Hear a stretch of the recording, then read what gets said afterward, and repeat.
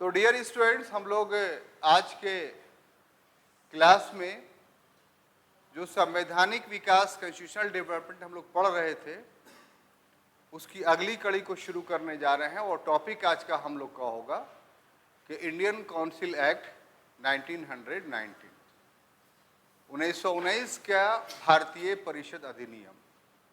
इस एक्ट को पढ़ाने से पूर्व आपको ये जानना चाहिए कि जो संवैधानिक विकास 1773 के रेगुलेटिंग एक्ट से भारत में शुरू हुआ था, वो अब इस अवस्था में पहुंच चुका था कि अब भारतीयों को प्रत्यक्ष रूप से ब्रिटिश प्रशासन में या ब्रिटिश शासन में भागीदारी देने की बात की जा रही थी। और इस अधिनियम के द्वारा, इस एक्ट के द्वारा पहली बार भारतीय जनता के माध्यम से प्रत्यक्ष रूप से ब्रिटिश शासन में भारतीयों को भागीदारी दी गई। ये अलग बात है कि उस समय जो मतदाता बनाए गए, उसकी जो क्वालिफिकेशन, योग्यता निर्धारित किया गया था, उसके कारण बहुत कम लोग मतदाता बने थे। मात्र 3 से 4% लोग ही मतदाता बन पाए थे।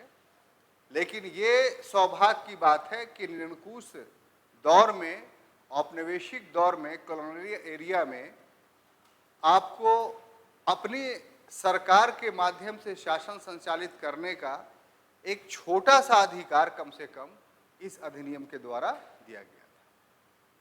दूसरी बात, इसको शुरू करने से पहले एक बात और आपको याद दिलाना चाहते हैं कि हम लोग जब कॉन्स्टिट्यूशनल डेवलपमेंट शुरू किए थे तो एक शब्द हम लोग के सामने आया था, द्वैध शासन, डायआर्की। डायआर्की माने शासन करने का स्थान और समय तो एक ही था, लेकिन शासन करने वाले दो थे।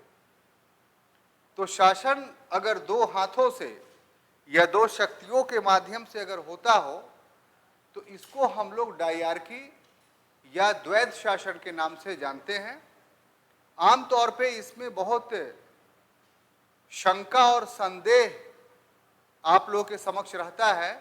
अगर सामान्य सा जनरली क्वेश्चंस कर दिया जाए कि भारत में द्वैध शासन कब था, तो समय के अनुसार कोई सटीक उत्तर नहीं दे पाता है आदमी। तो इसलिए नहीं दे पाता है क्योंकि एक तरीके से या एक समय में द्वैध शासन नहीं दिया गया, बल्कि हम पाते हैं कि द्वैध शासन के 4 स्टेज थे भारत में। इधर देखिए, छोड़िए ना, थोड़ा सा गर्मी बर्दाश्त कर लीजिए। अच्छा ठीक है, फैन ऑफ कर दीजिए। तो द्वैध शासन के, वो वाला फैन ऑफ कर दीजिए। द्वैध शासन के 4 स्टेज थे, या दूसरे शब्दों में आप ये समझिए कि 4 समयों में 4 प्रकार से द्वैध शासन भारत में जो है वो चलाया गया।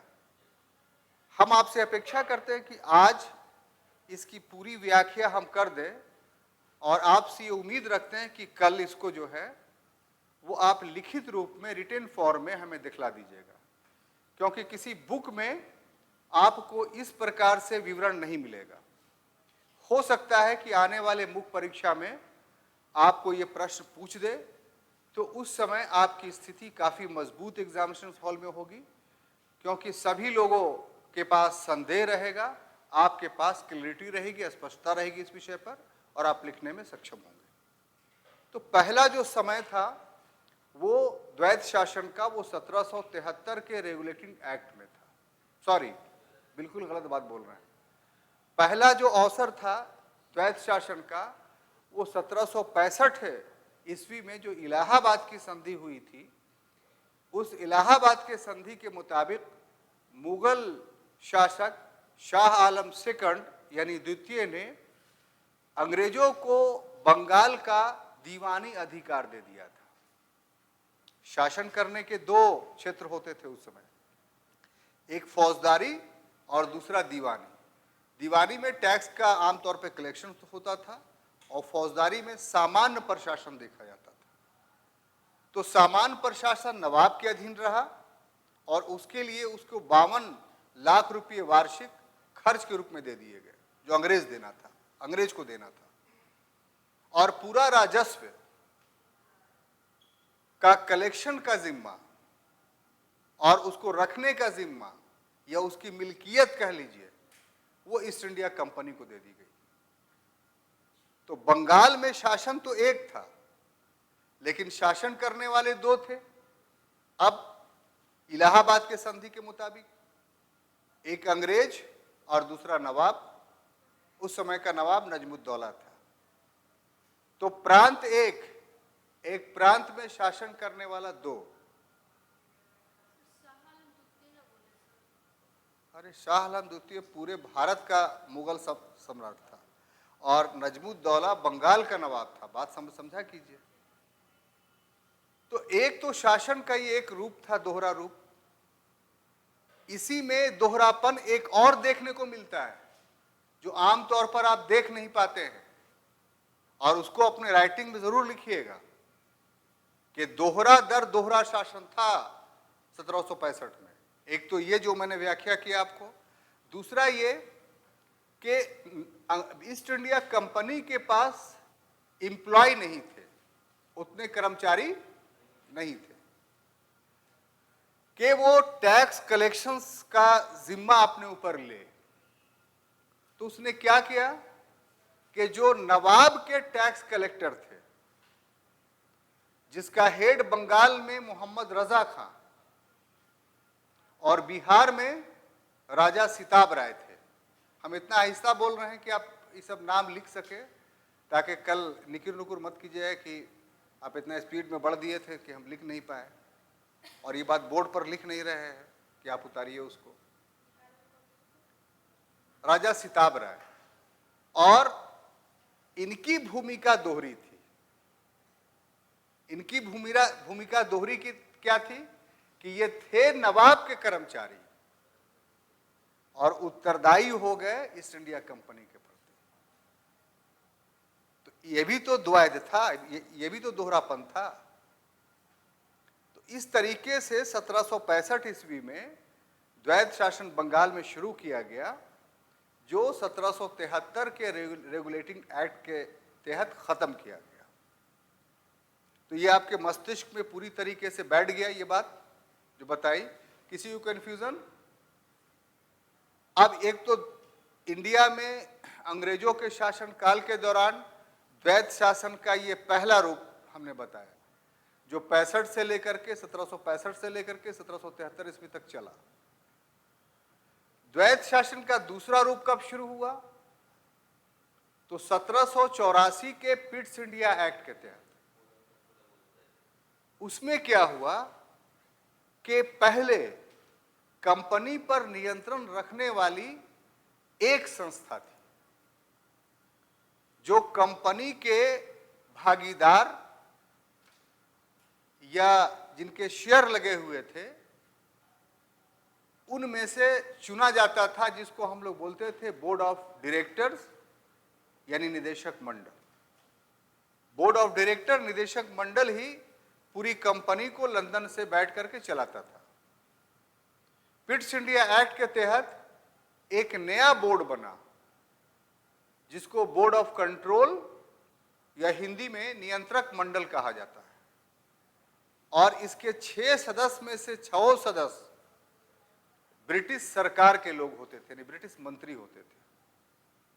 तो अब क्या हो गया कि अब board of director direct Bharat में गवर्नर जनरल को कोई आदेश नहीं दे सकता था।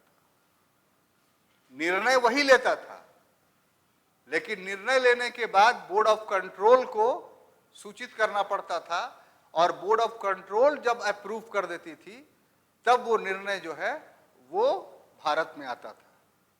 इसके अलावा बोर्ड ऑफ कंट्रोल को डायरेक्ट गवर्नर जनरल को निर्देश देने का अधिकार दे दिया गया। तो इस तरीके से ये दोहरापन हुआ।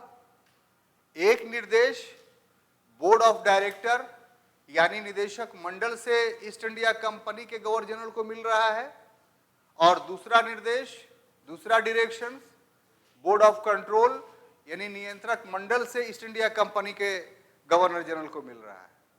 तो गवर्नर जनरल एक है, लेकिन निर्देश उसको दो जगह से प्राप्त हो रहा है, इसलिए यह भी एक प्रकार का द्वैध शासन था, डायआर्की थी। तो ये डायआर्की का जो दूसरा रूप शुरू हुआ वो 1784 ईस्वी से शुरू हुआ और फिर 1858 के एक्ट के द्वारा इसको खत्म किया गया, क्योंकि इस एक्ट में बोर्ड ऑफ डायरेक्टर और बोर्ड ऑफ कंट्रोल दोनों की शक्तियां एक व्यक्ति को दे दी गई, और वो एक व्यक्ति कौन था? Secretary of state for India, Bharat का राज सचिव। तो ये पूरा का पूरा आप द्वैध शासन का दूसरा रूप समझा। देखिए ठीक से समझ लीजिए, इसलिए कल आपको लिख के दिखाना है। ग्रेजुअली आप पर शिकंजा धीरे धीरे कसता जाएगा, थोड़ा कड़ापन बढ़ता जाएगा, तो हम एक बार नहीं करते हैं, तो इसलिए धीरे धीरे आपको उसका आदी बना रहे हैं कि आप होमवर्क के आदी बनिए और घर पर पढ़ने के आदी बनिए। और तीसरा डायआर्की का रूप इसमें था, यानी 1919 के भारतीय परिषद अधिनियम, इंडियन काउंसिल एक्ट ऑफ 1919 में। इसमें पढ़ाएंगे अभी, लेकिन एक झलक दे देते हैं, क्योंकि एक सेक्शन आपका कंप्लीट हो जाए, पूर्ण हो जाए, कि प्रांतों में, जो प्रांतों की अभी अभी 9 में संख्या हम लोगों ने कितनी 8 पढ़ी, वो यहां 9 हो जाएगा, यानी 9 प्रांत अब हो जाएंगे। तो 9 प्रांतों में इलेक्शन होगा। भारत के प्रतिनिधि एमएलए उसमें चुने जाएंगे।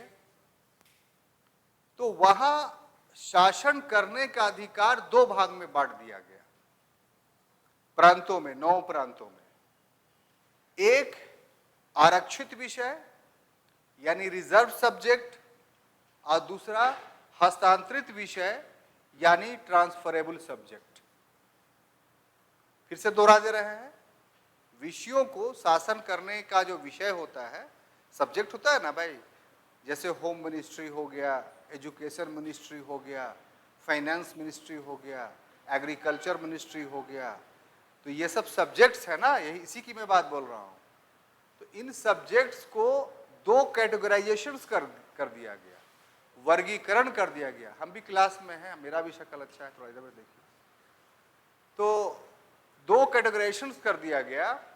एक सब्जेक्ट्स के कुछ समूह को जिसमें रखा गया, उसको आरक्षित सब विषय कहा गया, रिजर्व सब्जेक्ट, क्लियर। और कुछ सब्जेक्ट को एक टोकरी में, एक क्लास में रख दिया गया, उसको ट्रांसफरेबल, हस्तांतरणीय विषय कहा गया। तो जो आरक्षित विषय थे उस पर शासन गवर्नर वहां डायरेक्ट करेगा, और जो हस्तांतरित विषय थे, ट्रांसफरेबल सब्जेक्ट्स, उस पर शासन गवर्नर इंडियन लोगों के द्वारा चुने गए एमएलए से बने मंत्री के सहयोग से करेगा। तो शासन तो एक प्रांत का था, लेकिन शासन करने वाले 2 हुए कि नहीं, बोलिए ना। तो ये 1919 के अधिनियम का दोहरा चरित्र या दोहरा शासन या डायआर्की का रूप मैंने आपके सामने स्पष्ट किया। हम समझते हैं, बड़े सुंदर ढंग से आप समझते हुए चले जा रहे हैं। अब इसके बाद जो एक्ट पढ़ाएंगे, 1935 का एक्ट, यानी 1935 के अधिनियम, तो उसमें भी डायआर्की का रूप हम लोग को देखने को मिलता है, और उसमें डायआर्की का रूप केंद्र में देखने को मिलता है।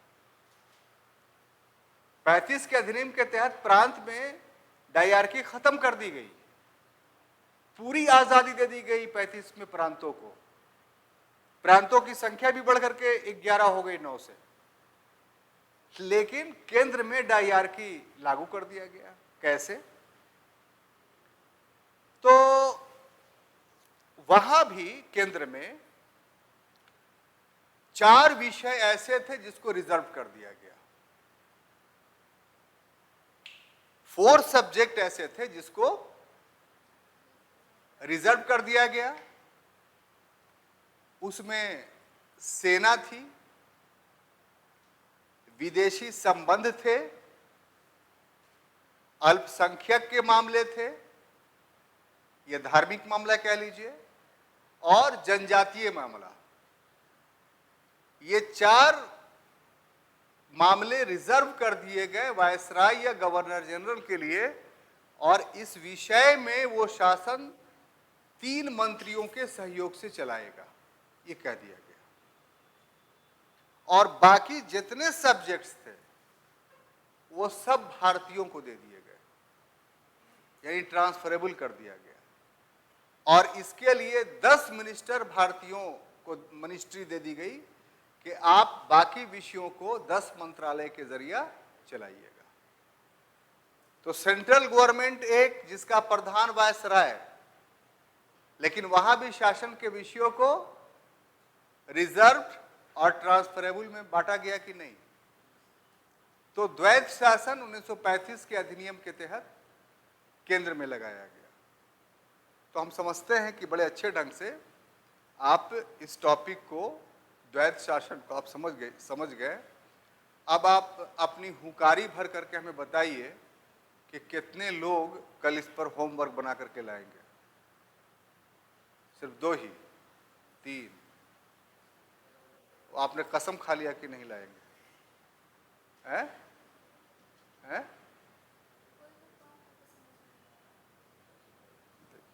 तो जिस वक्त नहीं समझ में आ रहा था उसको बोलना चाहिए था। और कैसे समझावेगा आदमी? आखिर ट्राई कीजिए, क्या आपको दिक्कत हुआ समझने में? हाँ हाँ, 1919 तक का समझ में आ गया आपको, तो 35 वाला नहीं। तो 35 में आप समझिए कि 1935 का जो एक्ट पारित हुआ, तो उसमें जो है वो सेंट्रल गवर्नमेंट में डायरकी लागू की गई। और सेंट्रल गवर्नमेंट में क्या लागू की गई कि शासन करने के विषय को यहाँ भी बांट दिया गया, रिजर्व एंड ट्रांसफरेबल। रिजर्व में 4 सब्जेक्ट थे, कौन कौन? तो डिफेंस था, फॉरेन था, माइनॉरिटीज था और ट्राइब्स था। ये 4 मामले कौन देखेंगे? गवर्नर जनरल या वायसराय। अब बाकी जितने थे सब भारतीय मंत्रियों को दे दिया गया। गवर्नर जनरल के विषय को देखने के लिए 3 मिनिस्टर बनाए गए, और भारतीय समस्याओं को देखने के लिए जो है वो 10 मिनिस्ट्री बनाए गए। यही तो लिखना था आपको कि बहुत टफ तो नहीं है।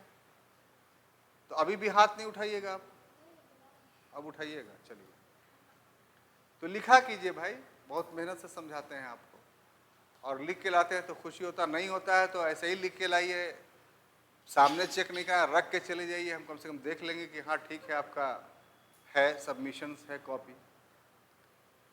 तो अब आइए हम लोग शुरू करते हैं नए ऊर्जा के साथ और नए सोच के साथ भारतीय परिषद अधिनियम 1919, यानी इंडियन काउंसिल एक्ट ऑफ 1919। अभी तक जितने अधिनियमों को हम लोगों ने पढ़ा है वो सभी के सभी अधिनियम का सर्कमस्टांसेस को देखा है, परिवेश को देखा है कि आखिर किस परिवेश में वो अधिनियम पारित हुआ है ना। तो इसमें भी देखेंगे। तो इसमें कुछ शीर्षक बना देते हैं। पहला के 1909 का जो अधिनियम था वो उत्तरदायी था। हाँ, इसी को बोला जाता है। चलो भाई, उसी को लिख दो।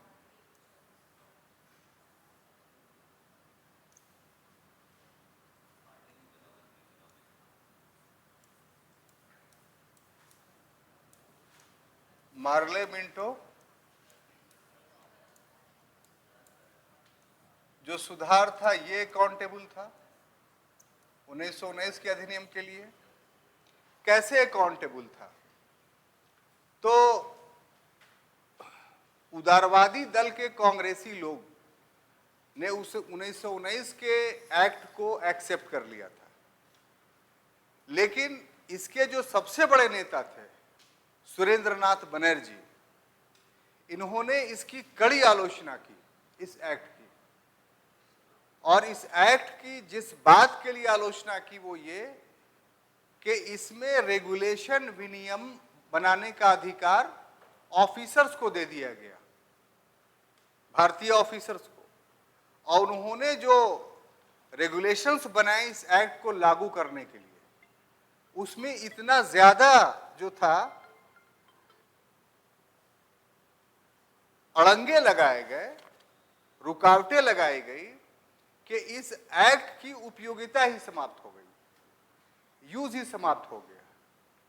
जैसे आपको याद होगा कि रेगुलेशंस 4 के जरिए जो क्वालिफिकेशंस तय किया गया, किसके लिए, कैंडिडेट के लिए और वोटर के लिए, वो इतना ज्यादा कड़ा था कि उसकी पूर्ति कोई कर ही नहीं सकता था, बहुत कम लोग कर सकते थे, और जो लोग कर सकते थे वो सबके सब नोबल क्लास के लोग थे। सामान्य जनता को कोई अधिकार नहीं दिया गया था। सबसे बड़ी बात कि औरतों को पूरी तरीके से इससे अलग रखा गया था। तो इसलिए 1909 का अधिनियम इस आधार के साथ साथ इस आधार पर भी इसकी आलोचना हुई कि इसमें सांप्रदायिक निर्वाचन प्रणाली को जगह दी गई, जो आगे चल के भारत विभाजन का कारण बना। तो इन दो कारणों से, यानी रेगुलेशंस के तहत और कॉमनल रिजर्वेशंस के तहत, इस 1909 के मार्ले मिंटो सिद्धार यानी भारतीय परिषद अधिनियम की आलोचना की जाती है, और इसने भी आगे एक नया अधिनियम बनाने की मांग या रास्ता को प्रशस्त किया, आगे बढ़ाया। ठीक है। दूसरा जो काउज अकाउंटेबल है वो है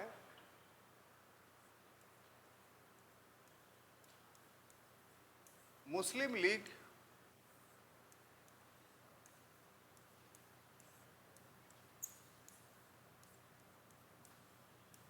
की नीति में परिवर्तन।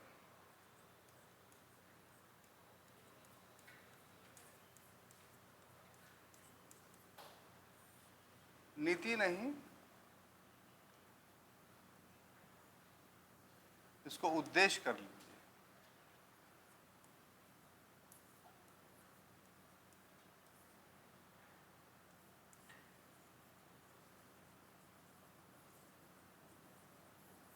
चेंजिंग इन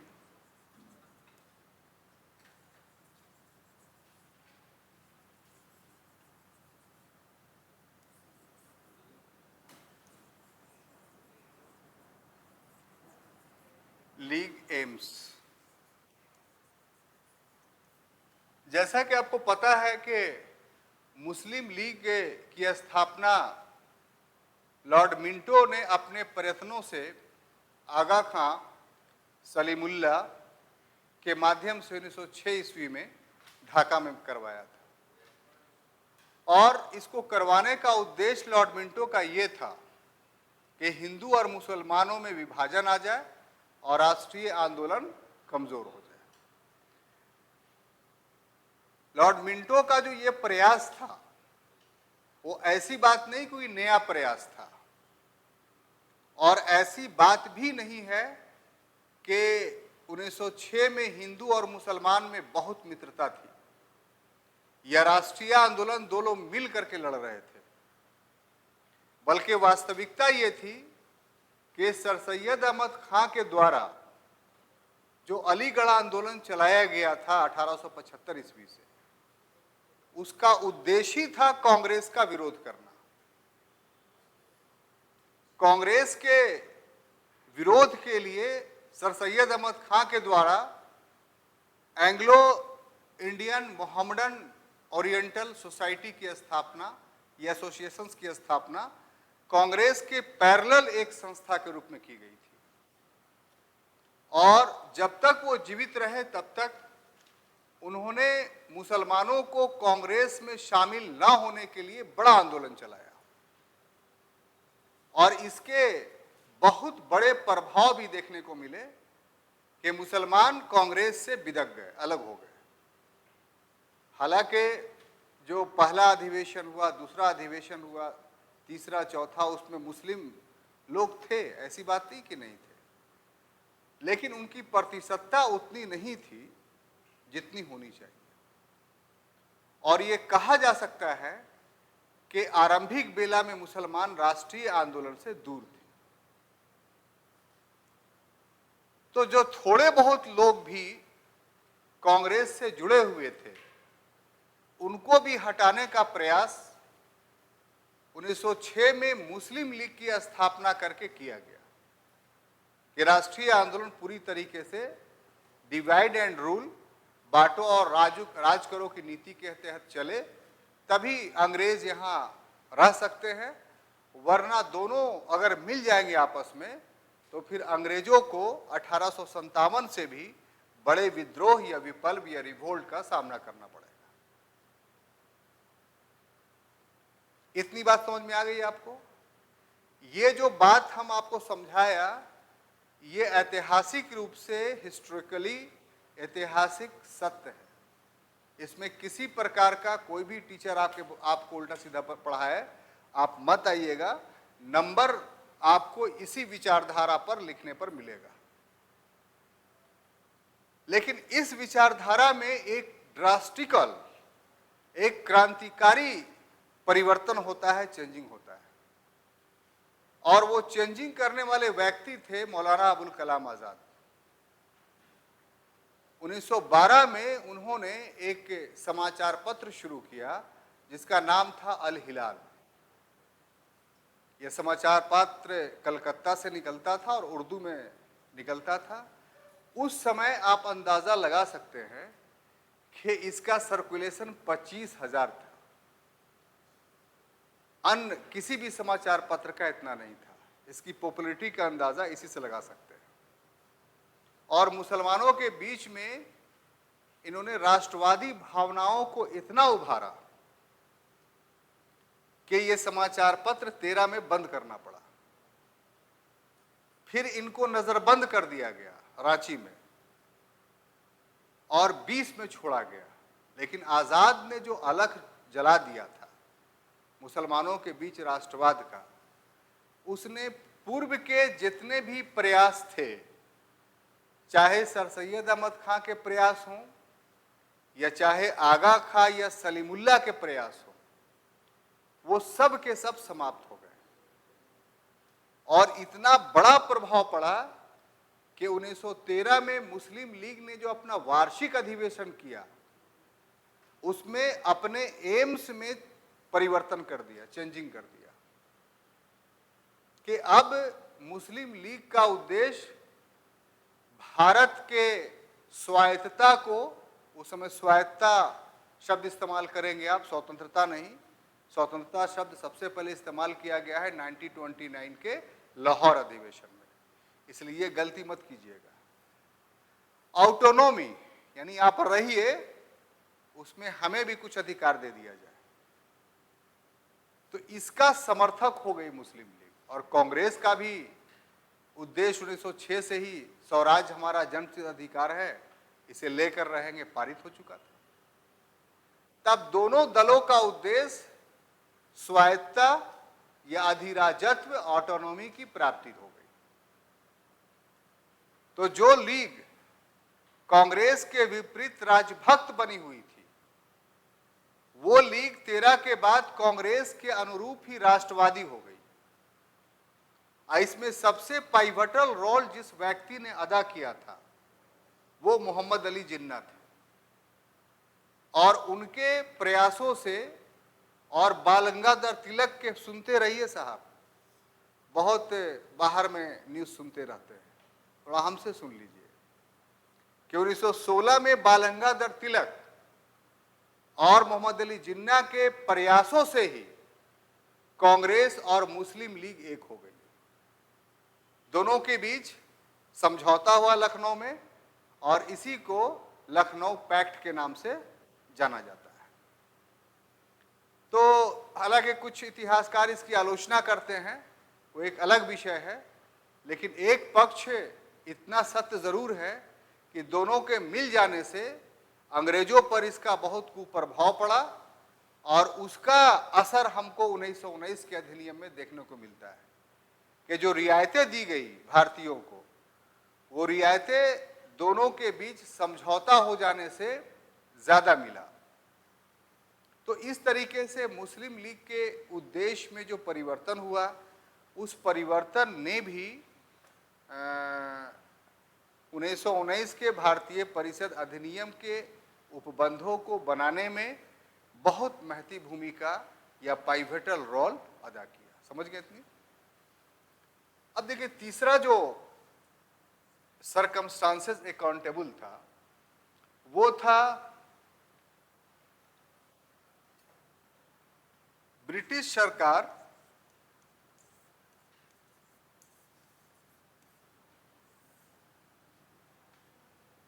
द्वारा पारित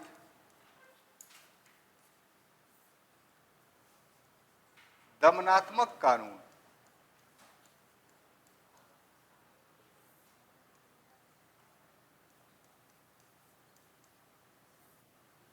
oppressive law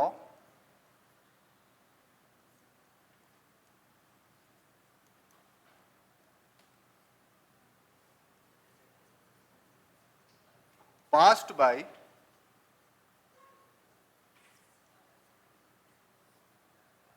British government। British government, ठीक है। इस समय आपको याद होगा कि 1905 का जो बंगाल विभाजन हुआ था, तो उसकी बहुत तीव्र प्रतिक्रिया, बहुत हार्ड रिएक्शंस भारतीयों के मध्य देखने को मिला, और इसका सबसे ज्यादा असर युवाओं पर पड़ा। युवा इस विभाजन के कारण रिवोल्यूशनरी हो गए, क्रांतिकारी हो गए। हमने पहले भी उग्रवाद और क्रांतिकारीवाद में अंतर आपको बताया है, फिर आज बता रहे हैं कि अगर स्थापित सत्ता का हिंसा रहित विरोध किया जाए तो इसको उग्रवाद, एक्सट्रीमिस्ट बोलते हैं, और अगर बम और गोलियों के आधार पर स्थापित सत्ता का विरोध किया जाए तो इसको क्रांतिकारी या रेवोल्यूशनरी वाद बोलते हैं, ये इज्म बोलते हैं। तो बंगाल डिविजन्स ने भारत में क्रांतिकारिता को हम बोले कि जन्म नहीं दिया। जन्म तो 1898 में रैंड और एरेस्ट की हत्या के बाद ही हो गया था, जब चापेकर बंधुओं ने दोनों की हत्या कर दी। तो जन्म हम उससे मानेंगे भारतीय क्रांतिकारिता का। लेकिन हाँ, इस घटना के बाद रिवोल्यूशनरी मूवमेंट अपने मैच्योरिटी को पहुंच गया, अपने प्रौढ़ता को पहुंच गया, और भारत में दो संगठन बने, एक बंगाल में और दूसरा महाराष्ट्र में। बंगाल में 1907 ईस्वी में एक संस्था बनाया गया भूपेंद्रनाथ दत्त और बारिंद्र कुमार घोष के द्वारा। भूपेंद्रनाथ दत्त और बारिंद्र कुमार घोष के द्वारा बंगाल में अनुशीलन समिति नामक संस्था का गठन 1907 ईस्वी में किया गया। और ठीक इस वर्ष के 3 वर्ष पहले 1904 ईस्वी में एक्चुअली में इस संगठन जो 4 में हम बता रहे हैं वो लंदन में बनाया गया था, बाद में आकर के वो पुणे में स्थापित हुआ। तो उस संगठन का नाम था अभिनव भारत, और इसके जो संस्थापक थे विनायक दामोदर सावरकर थे। तो इन दोनों संगठनों के द्वारा संपूर्ण भारत में तो हम नहीं कहेंगे, लेकिन भारत के अच्छे खासे हिस्से में, खास तौर से बंगाल जो उस समय तक बिहार तक था, और महाराष्ट्र में तो बहुत सारी घटनाएं घटी और बहुत सारे अंग्रेजों को मारा गया। तो इस क्रांतिकारी आंदोलन के परिणाम स्वरूप, इसके दमन के लिए, सप्रेशंस के लिए, सप्रेशंस फॉर रेवोल्यूशनरी मूवमेंट के लिए अंग्रेजों ने बहुत सारे दमनात्मक ऑपरेसिव लॉ बनाए। वो ऑपरेसिव लॉ कौन कौन थे वो जरा देखिए। तो उसमें पहला था भारतीय, और 1-2 नंबर लिख रहे हैं, ये भी लिखेंगे ना, भारतीय समाचार पत्र अधिनियम।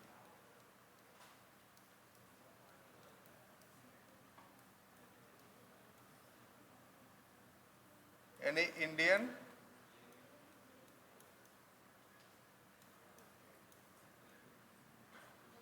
Press act 1910। ये पहला था।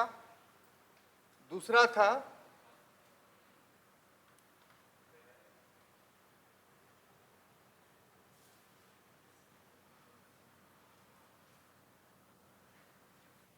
राजद्रोह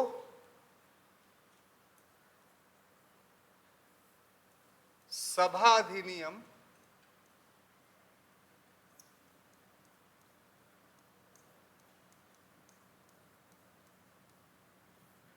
1911, यानी सेडिशन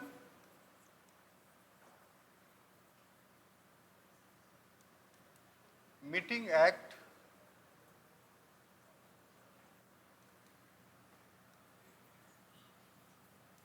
1911। तीसरा था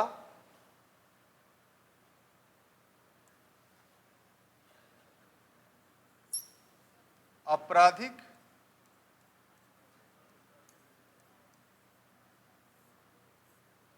संशोधन अधिनियम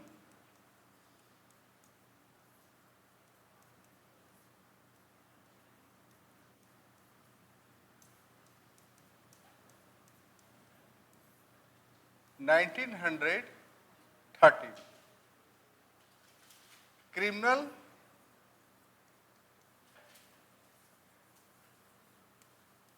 अमेंडमेंट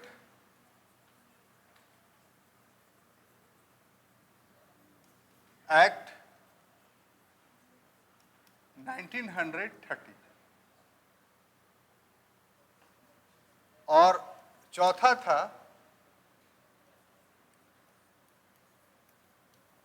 राष्ट्रीय सुरक्षा अधिनियम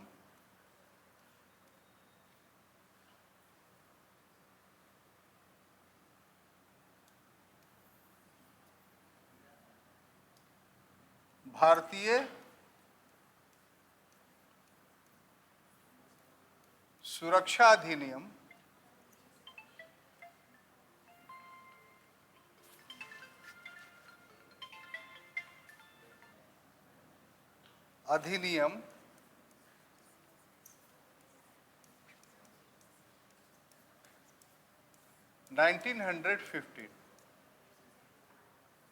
इंडियन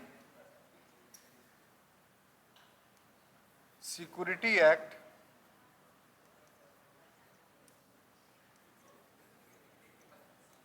1915। तो ये 4 अधिनियम जो है वो ब्रिटिश पार्लियामेंट के द्वारा, जो भारत में राष्ट्रीय आंदोलन चल रहा था, या खास तौर से आप कहिए कि जो क्रांतिकारी आंदोलन चल रहा था, उसको दबाने के लिए बनाए गए।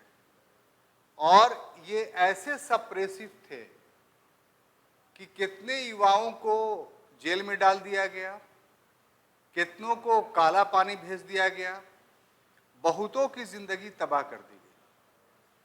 और इसके खिलाफ तीव्र प्रतिक्रिया भारतीयों में पाया जाता था।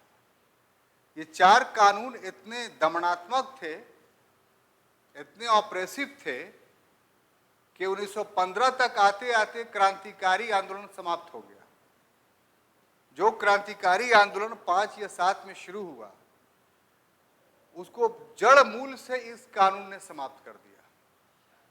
तो 1919 के काउंसिल एक्ट के बनने में इन कानूनों की भी बहुत भूमिका रही, क्योंकि इन कानूनों का विरोध तिलक ने किया, एनी बेसेंट ने किया, महात्मा गांधी जो अभी 15 में आए थे, जो ब्रिटिश समर्थक थे, और प्रथम विश्व युद्ध में भारतीयों का आह्वान कर रहे थे कि वो अंग्रेजों का साथ दे, वो भी इन कानूनों के विरोधी थे। तो इस कारण से भी इन कानूनों के विरोध का असर हम लोगों को 1919 के अधिनियम में बनते समय देखने को मिलता है। ठीक है, तो अभी तक मैंने आपको 3 परिवेश का अध्ययन करवाया। अब चौथा, हाँ बोलिए ना।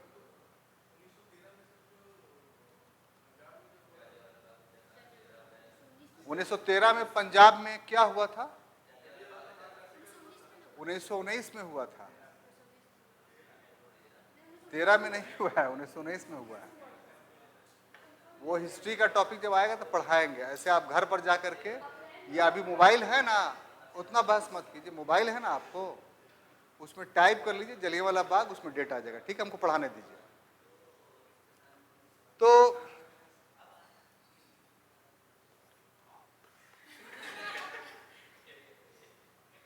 इतना जुल्म मत कीजिए। चलिए अगला हम लोग देखेंगे परिवेश, प्रथम विश्व युद्ध।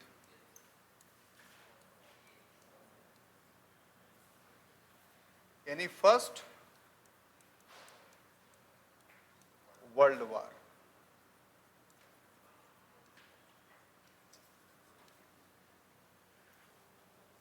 देखिए, फर्स्ट वर्ल्ड वॉर ने भी 1919 के अधिनियम को बनाने में काफी महत्वपूर्ण भूमिका अदा की। और कैसे, वो थोड़ा डिटेल्स में समझिए। फर्स्ट वर्ल्ड वॉर कब शुरू हुआ, कैसे शुरू हुआ, थोड़ा सा जानना चाहिए, है ना? कोई भी बता दें हमें।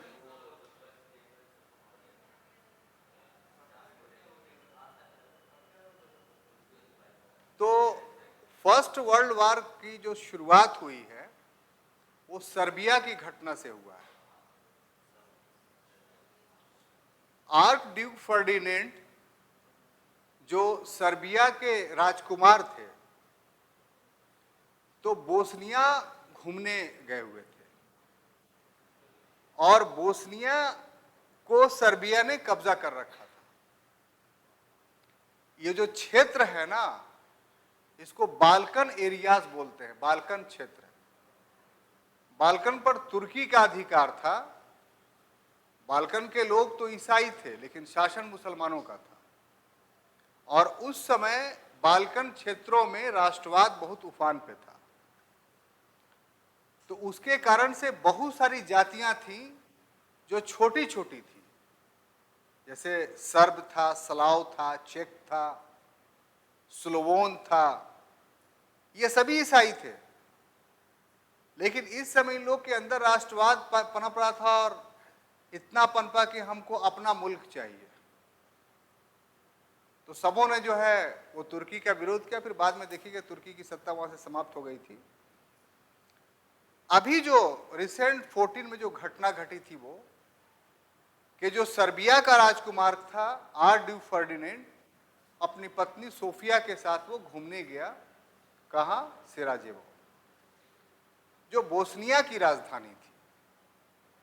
और वहां ब्लैक हिथ नामक एक टेररिस्ट ऑर्गेनाइजेशन था, उसके लोगों ने आर्क ड्यूक फर्डिनेंड की हत्या कर दी। ये हत्या जैसे ही होती है तो वैसे ही जो है वो जर्मनी के द्वारा ऑस्ट्रिया पर आक्रमण कर दिया जाता है।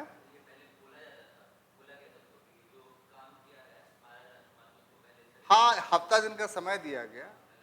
हाँ ठीक है, तो वर्ल्ड हिस्ट्री पढ़ाना ना, आपको तो एक आरंभ बता रहे हैं। तो इस ढंग से वर्ल्ड वार जब शुरू, हम क्यों बता रहे हैं ये, इसके पीछे राज है कि वर्ल्ड वाइड जो नेशनलिज्म की भावना नेपोलियन ने पैदा की थी वो अब वट वृक्ष बन गया था, एक बरगद का पेड़ बन गया था।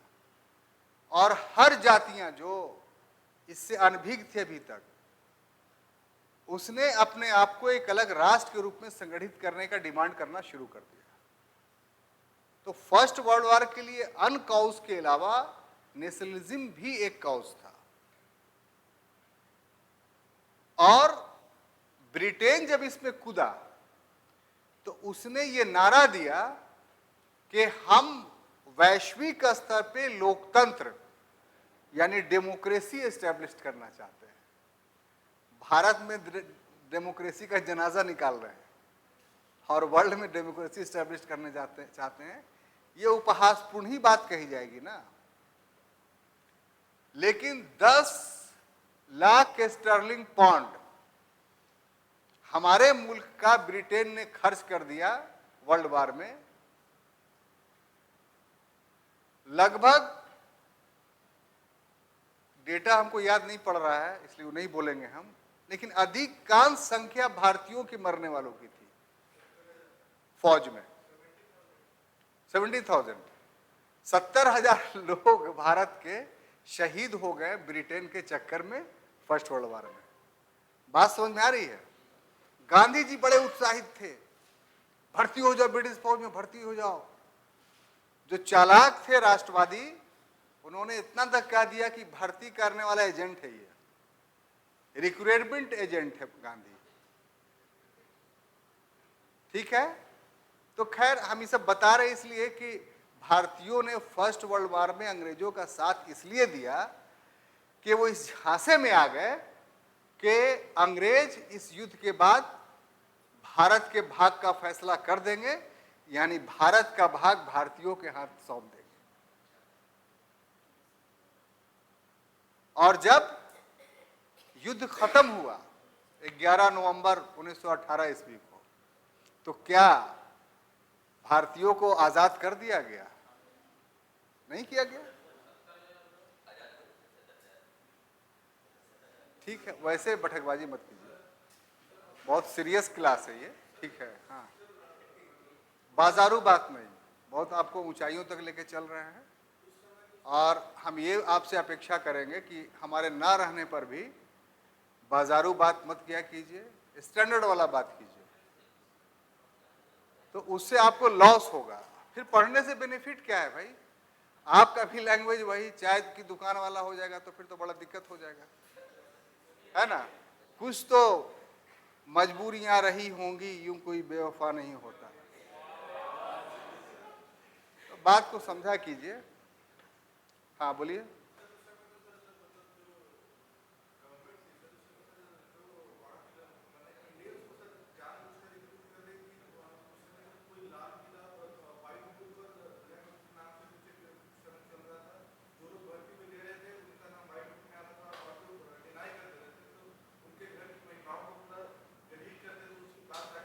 ये आपको कहां से जानकारी मिली? कहा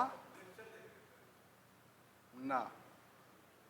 देखिए, जहां तक हमारी बात है ना, एक अच्छा खासा उम्र गुजारे हैं और बहुत पढ़े हैं और विरोधी विचारधारा की पुस्तकों को भी पढ़ा है। हम किसी के कहने पर यकीन नहीं करते हैं, खुद बहुत सारी चीज़ों में अनुसंधान करते हैं। तो हम ये नहीं कह रहे कि आपकी बात गलत है, लेकिन ये कह सकते हैं कि हमको अभी तक मेरे नज़र से नहीं गुजरा है, इसलिए आपके इस बात को पर हम कोई टिप्पणी नहीं कर सकते कि सही है या गलत है। हम इसको अंडर कंसिडरेशन रखते हैं, खोजेंगे कि ब्लू बुक, वाइट बुक और ब्लैक बुक का क्या मामला है। अगर हमको मिल जाएगा तब जो है वो आपको बताएंगे। ऐसे हम क्लास में अपनी विद्वता साबित करने के लिए हाँ में हाँ मिलाने के पक्षपाती नहीं। तो इस ढंग से साहब फर्स्ट वर्ल्ड वार ने एक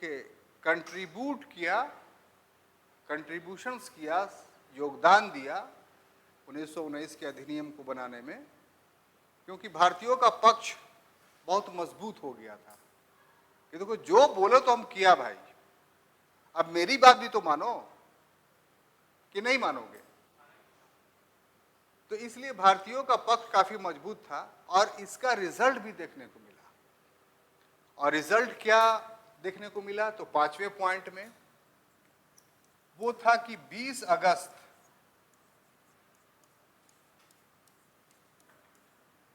1917 की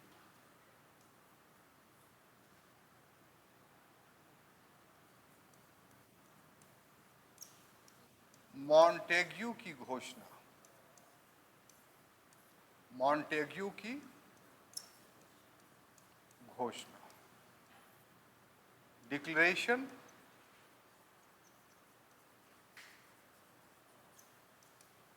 ऑफ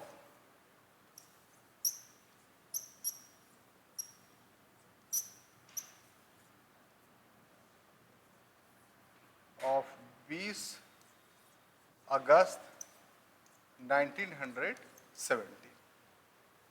मॉन्टेग्यू कौन था? तो एक कौवे का नाम था?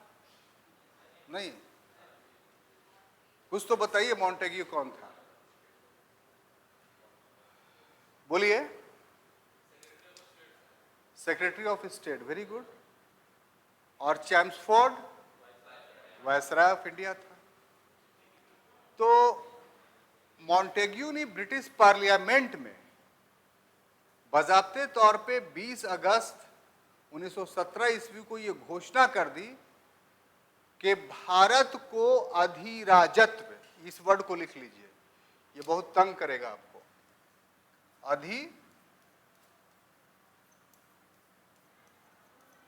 अधिराजत्व, इसका इंग्लिश होगा डोमेनियन स्टेटस, डोमेनियन स्टेटस, युद्धोपरांत आफ्टर द वार दे दिया जाएगा। यह सेंटेंस है, क्या सेंटेंस है? भारतीयों को अधिराजत्व यानी डोमेनियन स्टेटस युद्धोपरांत आफ्टर द वार दे दिया जाएगा। तो इसको आप समझ गए कि इसका अर्थ क्या होता है। डोमेनियन स्टेटस या अधिराजत्व का अर्थ होता है कि किसी सत्ता के अधीन स्वायत्तता की प्राप्ति, to achieve the autonomy in a certain authority, यानी जो प्रीवियस सत्ता है वो रहेगी लेकिन उसमें आजादी दे दी जाएगी आपको कुछ। तो इस सर्कमस्टांसेस को, इस परिवेश को हम लोग क्या बोलेंगे? डोमिनियन स्टेटस, अधिराजत्व। जैसे आजकल जमाना बहुत खराब है, तो आप लोग को, लड़कियों की बात मैं नहीं कर रहा हूं, कुछ एग्जाम्पल्स ऐसे भी शहर में घूम रहे हैं कि कुछ लड़के के गार्जियन भी अपने लड़कों के प्रति बड़ा सतर्क हो गए कि उनको जो है वो बहुत खुलेआम घर से निकलने की इजाजत नहीं मिलती है, बहुत स्ट्रिक्ट उनको रखा जाता है। तो इसका मतलब क्या हुआ कि वो पूरी तरीके से एक गुलाम घर में रह रहे हैं जिसमें उनको कोई आजादी नहीं है। अब उनके पास दो चीजें हैं, एक कि वो रिवोल्ट करके पूरी आजादी ले ले, जिसका सामर्थ्य उनके पास नहीं कि पैसा ही फिर नहीं मिलेगा, और दूसरी यह है कि ठीक है सत्ता को मान लेते हैं आपको, आपकी, लेकिन कुछ आजादी दे दीजिए कि शाम में चले जाएं एक आध घंटे के लिए, कोई हॉलीडेज का समय आए तो जो है वो क्या बोलते हैं, डोभी चले जाएं, आजकल डोभी लोग बहुत जा रहे हैं, ठीक है, तो इतनी तो आजादी दे दीजिए, या फिर टॉयलेट में बैठ के सिगरेट पी ले, सामने नहीं पी सकते। तो ये सब चीजें लड़कों लोग डिमांड कर रहे हैं आजकल, वे लड़के जिनकी स्वतंत्रता पूरी तरीके से सील कर दी गई है। तो अगर उनको मिल गया ये सब, डिमांड ये है तो डिमांड अधिराजत्व की है, ठीक है, डोमिनियन स्टेटस की है, टोटल इंडिपेंडेंस की नहीं है ये। तो अगर मिल गया तो इसका मतलब उनका स्टेटस जो हो गया डोमिनियन स्टेटस हो गया। बात समझ में आई? तो 1919 के अधिनियम में हम लोग देखेंगे कि भारतीयों को डोमिनियन स्टेटस मिला कि नहीं। यानी अंग्रेज शासन के अधीन अधिकार मिला कि नहीं। तो हम समझते हैं कि 1919 के एक्ट का सर्कमस्टांसेस आप पूरी तरीके से समझ गए। हम ये तय करके आए थे कि आज इस एक्ट को ख़त्म कर देंगे, लेकिन दुर्भाग्य कहिए सौभाग्य, ये एक्ट जो है वो ख़त्म नहीं हो पाया, क्योंकि इसका आधी पार्ट हम आज बता चुके और समय आपका पूरा हो चुका है। और इसमें आप घाटे में नहीं रहे, चूँकि प्रोविजंस नहीं पढ़ाया तो एक नया क्वेश्चन आपको हम दे दिया कि भारतीय ब्रिटिश शासन के दौरान पाए जाने वाले द्वैध शासन की परिस्थितियों का वर्णन करें। Explain the circumstances of dyarchy during the British period. Explain लिखिए भैया, explain the circumstances of dyarchy during British period. Explain the circumstances of dyarchy during British period. ये अति महत्वपूर्ण है, आपको लिख कर लाना। महत्वपूर्ण सभी है, डेली दिखलाना है आपको, लेकिन कुछ अति महत्वपूर्ण इसलिए है कि ये नयापन अपने अंदर होगा, किताबों में नहीं मिलेगा आपको, किसी जगह पर खोजने जाएगा तो नहीं मिलेगा। तो हम चाहते हैं कि इस तरह की सारी चीज़ें आपके नोटबुक में स्टोर रहे, ताकि आप जो इतना कीमती समय और अपना दिमाग खर्च कर रहे हैं, तो बाद में आपको एहसास ये ना हो कि हम ठगे गए हैं, बल्कि ये एहसास हो कि गया जैसे शहर में भी रह करके हम दिल्ली के तरह स्तरीय अध्ययन जो है, एक स्टैंडर्ड स्टडी हम कर ले रहे हैं और हमें कोई नुकसान नहीं हो रहा है। तो इन्हीं बातों से आज की क्लास के लिए अनुमति चाहते हैं। कल के क्लास में फिर मिलेंगे, तब तक के लिए अनुमति दीजिए। धन्यवाद।